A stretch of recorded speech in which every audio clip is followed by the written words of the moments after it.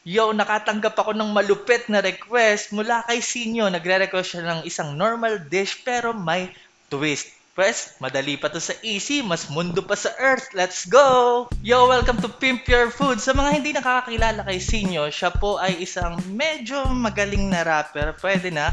Tapos may mga ilang-ilan na ambag sa flip-flop. Hindi, biro lang. Siyempre naman kilala natin yan si Rapper Sinyo. Ayan, at para sa kanya, itong lulutuin natin ngayon. Naisip ko lang no agad Japanese dish kasi pag nagiinuman kami, minsan nagkukwentuhan kami ng anime, so Japanese ang unang pumasok sa isip ko. Gagawa tayo ng katsu pero lalagyan natin syempre ng twist. Gumamit na ako dito ng crispy fry breading mix no na panko breadcrumbs para templado na, para siguradong masarap na. Ayan na, dayain na natin. At sabi sa packaging, wala na daw, din na daw kailangan gumamit ng itlog pero gumamit pa rin ako kasi walang makakapigil.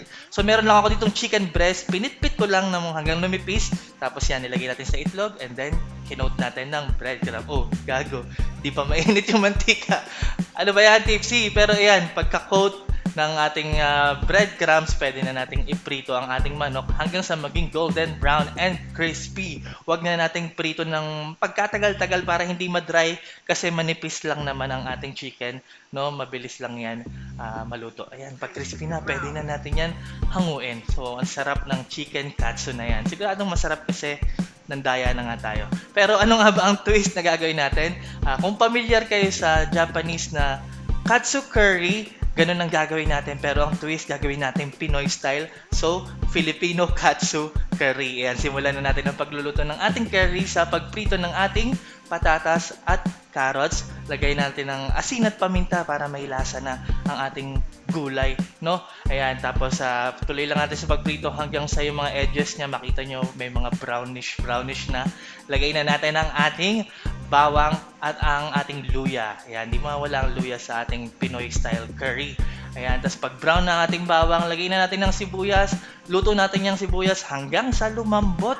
And then, maglalagay tayo dyan since wala naman tayong karneng iluluto sa sauce. Lagay tayo ng chicken cube, isa, tapos dalawang kutsara ng ating curry powder. No, kung hindi masyadong maanghang yung nabili yung curry, pwede kayo maglagay ng chili powder o kung ano mang trip nyong pampaanghang. Haluin ng mabuti, tapos yan, naglagay na ako ng 1.5 tasa ng tubig. Tapos hayaan lang natin yan mag-simmer na may takip hanggang sa lumambot ang ating mga gulay. Gusto ko yung tipong nadudurog na kutsara.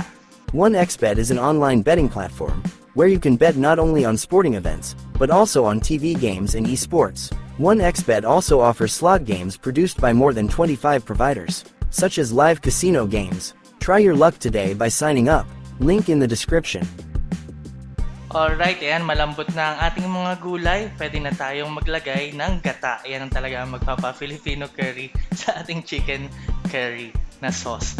Ayan, tapos lagay ko na rin yung bell pepper. Nga pala, yung hiwa ng ating mga gulay, pwede nyo pang mas liitan, no? Kaso hindi ko na ginawa kasi baka magmukhang alaking.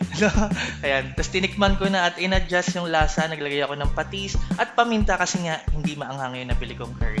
Alright, tuloy lang natin sa pag-simmer ng walang takip hanggang sa mag-reduce ang ating sauce, no? Medyo lumapot ng konti and then pwede na tayo mag-assemble sa kanin. Ibabawa natin yan ng ating masarap malutong na chicken katsu. Pre-slice, iniwa ko na para madaling kainin. Ibuhos ang ating curry sauce. Lagyan ng paberde para kunyari may talent tayo sa pagluluto. And now look at that. Oh, diba? Diba? Hindi ko alam kung ma-impress natin si Repasinyo kasi pihikan yun sa pagkain eh. Kasi alam naman natin mga kabalin, masarap talaga yung magluto. At sa mga nagre-request ng paboritong ulam ni Sinyo, di ko makuha ang seryosong sagot sa kanya. Kayo na lang magtanong, no? At iluto natin yan. Muli, maraming salamat kay Repa. At ayan, para sa maraming recipes, huwag niyo kalimutan mag-subscribe sa aking YouTube channel, Tipsy Goes Random. Mag-follow kayo sa aking Facebook page, Pimp Your Food. Follow nyo ako sa TikTok at Kev_Andrade. Maraming salamat sa palagi niyong panonood, pagtangkilik, pagsuporta, pagsubaybay. Ako po si Tipsy D. God bless sa inyo lahat. Peace!